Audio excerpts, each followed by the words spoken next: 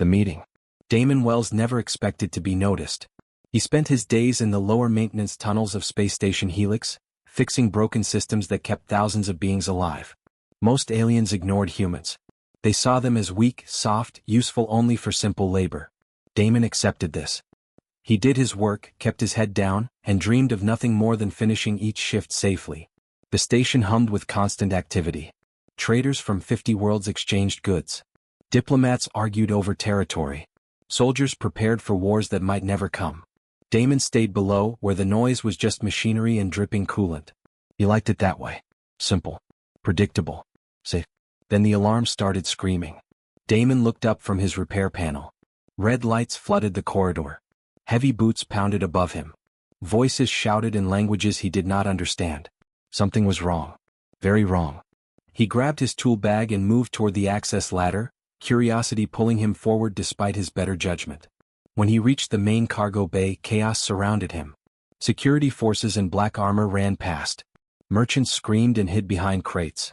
Energy weapons hummed to life. Everyone was looking at something small moving between the containers. Something fast and desperate. Then she appeared. The girl was tiny, barely reaching Damon's waist. Her skin glowed faintly like moonlight on water. Her hair moved on its own, floating like she was underwater. Her eyes were enormous, filled with colors Damon had never seen. She looked fragile, like she might break from a strong wind. But those eyes held something else. Power. Ancient and terrible power. She stumbled and fell directly in front of Damon. Their eyes met. Time seemed to stop. The noise faded.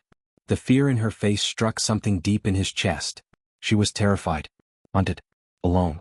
Without thinking, Damon stepped forward. He knelt down and offered his hand. The girl stared at it like she had never seen kindness before. Then slowly, carefully she reached out and took it. Her fingers were warm and delicate. The moment their skin touched, Damon felt electricity run through his body. The girl stood, still holding his hand. She looked up at him with those impossible eyes and spoke in perfect human language. Her voice was soft but clear. "You are the one I choose. You will be my husband. Please protect me."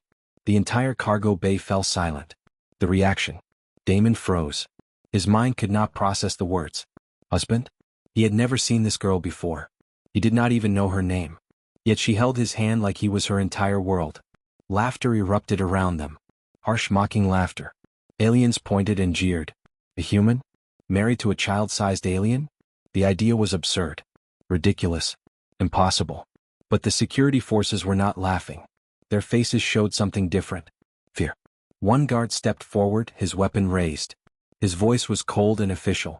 "Step away from the Luminari. Now." Damon's heart pounded. Luminari. He had heard that word before. Stories told in dark corners. Legends about beings with impossible power. Beings that were hunted and killed across the galaxy.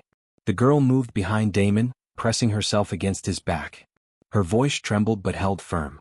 "He is chosen. The bond has begun. You cannot separate us." A station official pushed through the crowd. His face was pale with shock. He looked at Damon with new eyes. Eyes that saw something dangerous. "Do you understand what she has done?" the official asked. "She has performed a life bond. With you. A human." Damon shook his head. "I don't understand any of this. I just met her." The girl squeezed his hand tighter. She spoke again, her voice small but determined. "Yesterday you helped an old cleaner. His cart was broken. You fixed it without asking for payment. You smiled at him when others would not even look." Damon remembered. An elderly alien janitor had struggled with a broken hover cart. Damon had stopped, fixed it in minutes, and waved away the old man's attempts to pay. It was nothing. Just basic decency.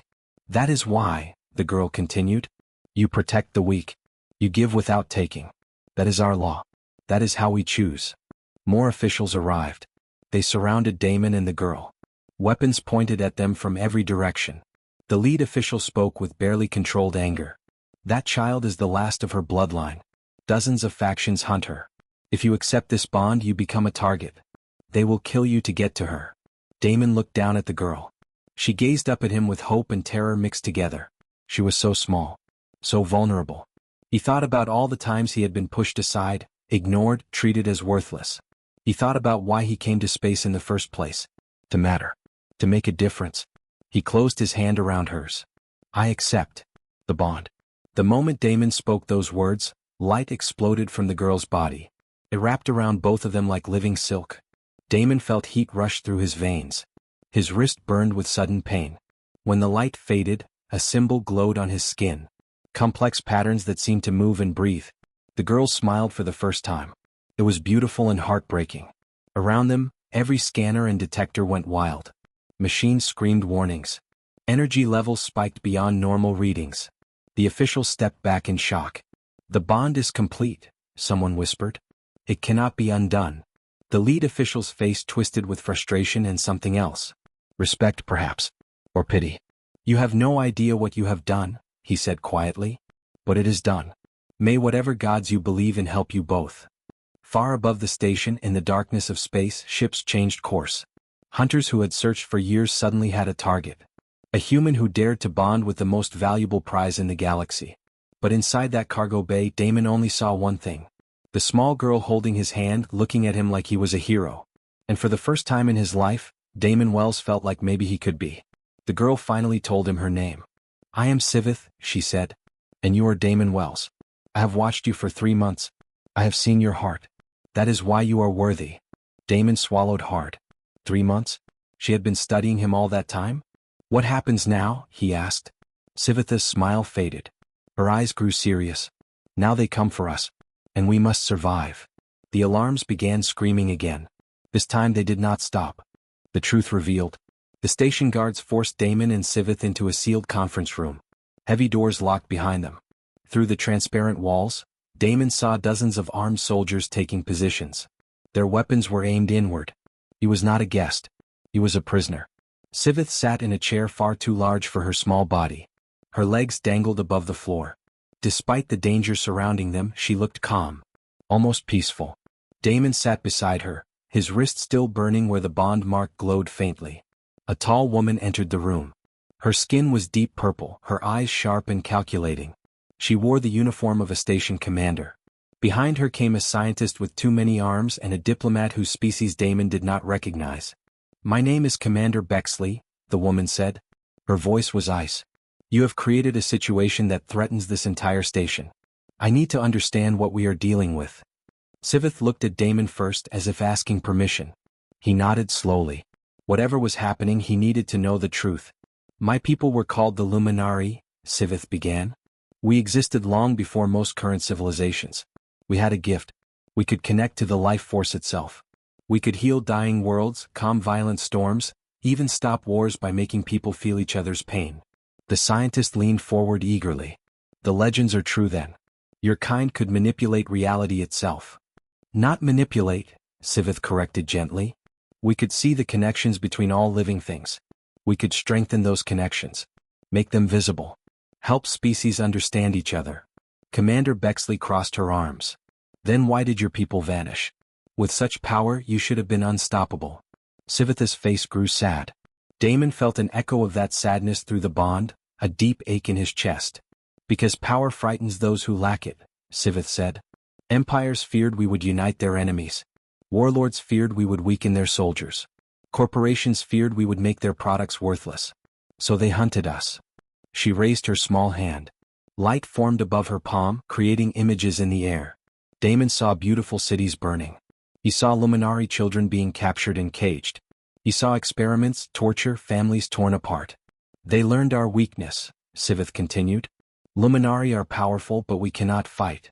Violence goes against our nature. It causes us physical pain. So we created the bond system." The diplomat spoke for the first time. "You bind yourself to protectors. Warriors who can fight for you." "Not warriors," Siveth said firmly. "Protectors. There is a difference. Warriors seek glory and conquest. Protectors defend those who cannot defend themselves. We choose based on character, not strength." Damon finally found his voice. "Why me? I am nobody. I have no combat training. I cannot even protect myself most days." Siveth turned to him. Her glowing eyes locked onto his. When she spoke, everyone else seemed to disappear. 3 months ago, you saw a young alien girl being harassed by older workers. She was not your species. She was not your problem. But you stepped between them. You took the insults meant for her. You did not fight. You just stood there until they left." Damon remembered. A scared teenager from some distant world. He had just positioned himself as a shield until the bullies grew bored. 2 months ago, Siveth continued, you found a stray animal dying in the waste tunnels. It was ugly and smelled terrible. You brought it food and water every day until it healed. Then you released it. Last month, you gave half your pay to a family whose father had been injured. You did not know them. They could never repay you. But you gave anyway.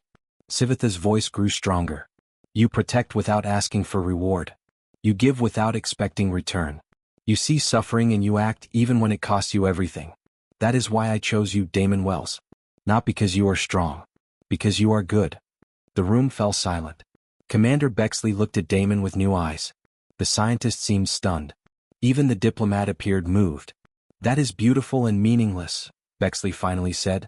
Goodness does not stop bullets. It does not defeat armies. The forces coming for her will tear through this station. They will kill everyone between them and the Luminari. Including you. The power awakens. Damon felt anger rising in his chest. Not his own anger. It felt foreign yet connected to him. He looked at Siveth. Her eyes had begun to glow brighter. You speak as if I am helpless, Siveth said quietly. I am not. She stood up on the chair. Light began to radiate from her body. The bond mark on Damon's wrist flared hot. He gasped as energy flooded through him. His senses sharpened. He could hear heartbeats in the next room. He could feel emotions pressing against his mind like waves. The bond gives me an anchor, Siveth explained. Without it, my power is limited. I can heal, sense, connect. But I cannot act without causing myself pain. She looked at Damon. With the bond, your strength becomes my foundation. Your will becomes my shield. Together, we are more than separate. Commander Bexley reached for her weapon. Stand down. Whatever you are doing. Siveth raised one hand. The commander froze in place. Not by force but by sudden understanding. Tears began running down Bexley's face. What did you do to me? Bexley whispered. I let you feel what the Luminari feel, Siveth said softly. The pain of every violent act in this sector. The fear of every hunted creature. The loneliness of every abandoned soul. Bexley collapsed to her knees, overwhelmed. Siveth lowered her hand and the commander gasped, released. That is my power, Siveth said. I do not destroy. I make you understand. I make you feel. Most beings cannot face what they have done when they truly feel it. The scientist was frantically taking notes. Incredible. You weaponize empathy itself. I do not weaponize anything, Siveth said tiredly. The light around her dimmed. She swayed slightly. Damon caught her before she could fall. She felt so light in his arms like holding air. Using power drains me, Siveth admitted. That is another reason for the bond. A protector gives me someone to lean on. Someone to carry me when I cannot walk. Someone to believe in me when I doubt myself. Damon held her carefully. Through the bond he felt her exhaustion and her fear. But also her hope. Her absolute certainty that choosing him was right. Alarms suddenly blared throughout the station. The lights shifted to emergency red. The hunters arrived.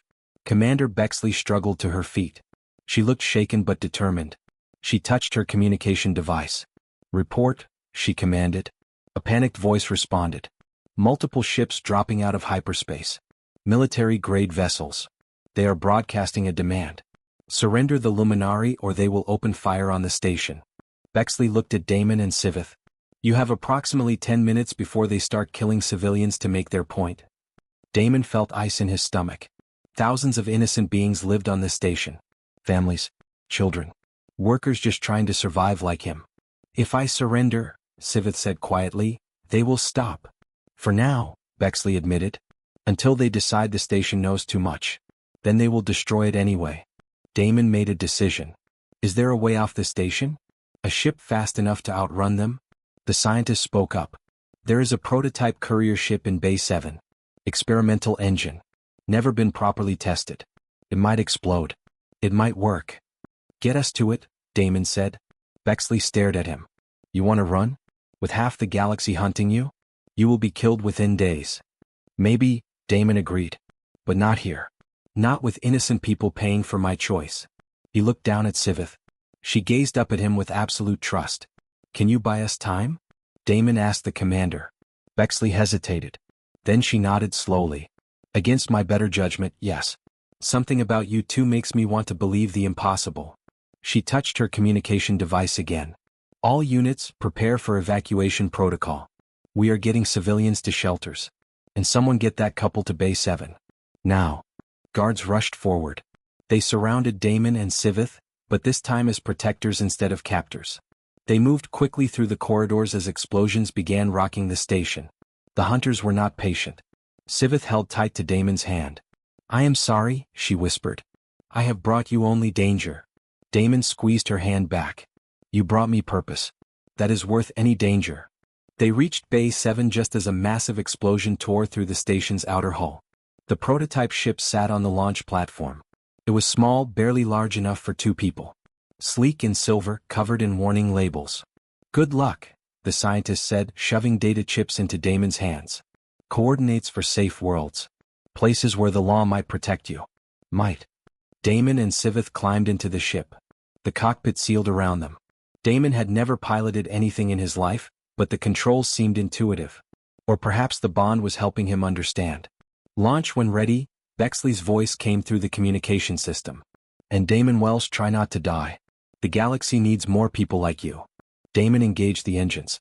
The ship screamed to life. Through the viewport, he saw the hunter ships firing on the station. He saw civilians running for safety. He saw the station fighting back, trying to give them time.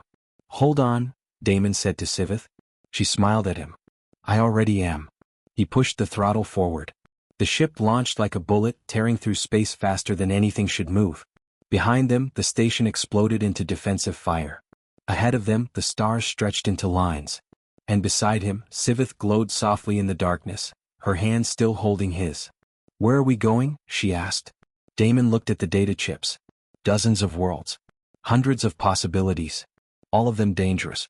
Somewhere we can breathe, he said. Somewhere we can figure out what happens next. Together? Siveth asked softly. Damon looked at her. Really looked at her. This strange, powerful, terrifying, beautiful being who had chosen him out of everyone in the galaxy. Together, he promised. The ship jumped to hyperspace, carrying them into the unknown. Behind them, their hunters screamed with rage and began the chase. The hidden colony. 3 weeks of running had changed Damon. His hands, once soft from simple repair work, now bore calluses from piloting and survival. His eyes carried a weariness that came from sleeping in short shifts, always listening for pursuit. But through it all, Siveth remained beside him. Her presence became his anchor in the chaos. The data chips led them to a world called Refuge. It existed in outdated star charts, forgotten by most modern civilizations. A colony of outcasts and refugees who asked no questions and expected no answers. The planet's surface was covered in thick forests and deep caves. Perfect for hiding. Damon landed their battered ship in a clearing far from the main settlement. The engines coughed and died. They would not fly again without serious repairs. But for now they were safe. Relatively. Siveth stepped out onto alien soil and breathed deeply. Her glow brightened slightly. This world has strong life energy, she said with wonder. It has not been poisoned by industry or war. Damon watched her explore, touching trees and flowers with gentle curiosity. Over the past weeks he had learned so much about her. How she hummed softly when she was content. How she curled into a small ball when she slept. How her eyes changed colors based on her emotions. Blue for calm, gold for happiness, red for fear. Right now they were shifting between blue and gold. She was healing. They built a small shelter from fallen branches and leaves. It was crude but dry. As night fell, they sat together by a small fire. Siveth moved closer to Damon, seeking his warmth. He wrapped an arm around her shoulders without thinking. It felt natural now. Tell me about your home, Siveth said quietly. Before you came to space. Damon stared into the flames. There is not much to tell. I grew up in a crowded city on Earth. My parents worked constantly, but we still had little money. I left as soon as I could, looking for something better. I found space stations and maintenance tunnels instead. You were lonely, Siveth observed. Always, Damon admitted. Even in crowds I felt alone.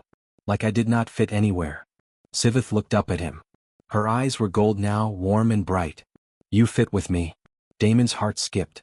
Over the weeks together, he had tried to ignore the growing feelings inside him. She was an alien.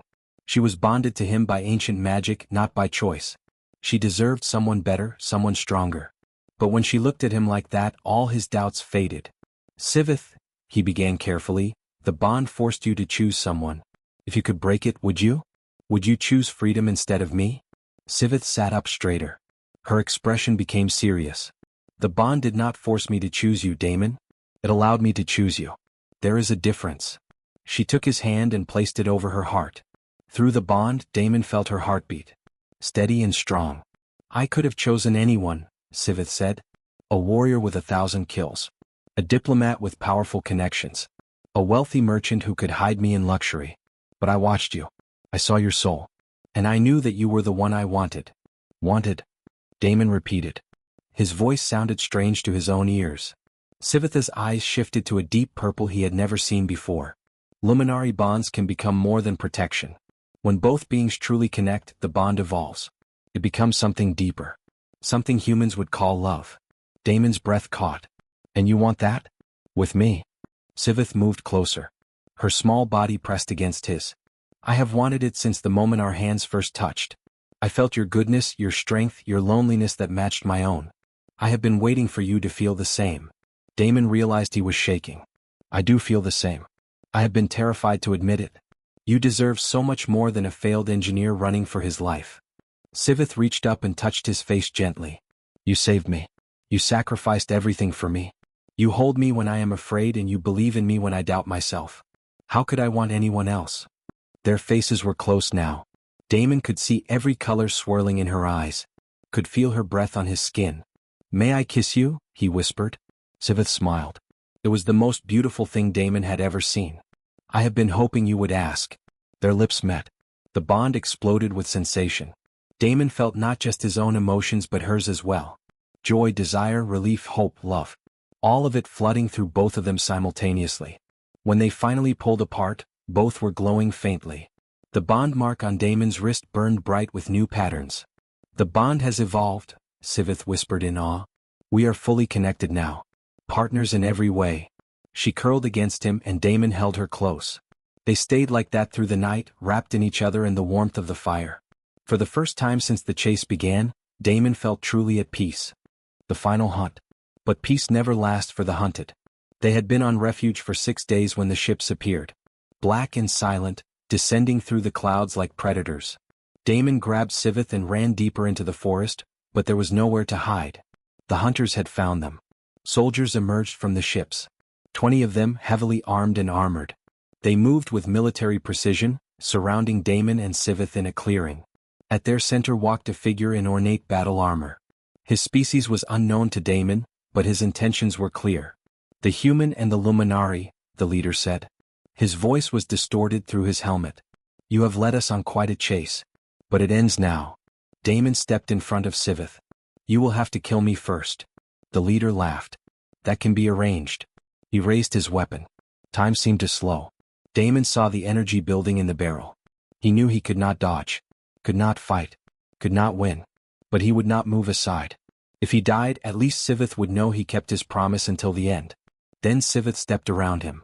Her small body moved between Damon and the weapon. Her eyes blazed red with fury. Enough, she said. Her voice echoed with power that shook the ground. You hunt my kind. You torture us. You treat us as objects to be owned. I'm tired of running. I'm tired of hiding. If you want me, then face what I truly am. Light exploded from her body. Not the gentle glow Damon had seen before. This was fierce, blinding, overwhelming. The bond mark on his wrist burned white-hot. He felt strength pouring into him, through him, from him. He and Siveth were one entity now, unified in purpose. The soldiers fired their weapons.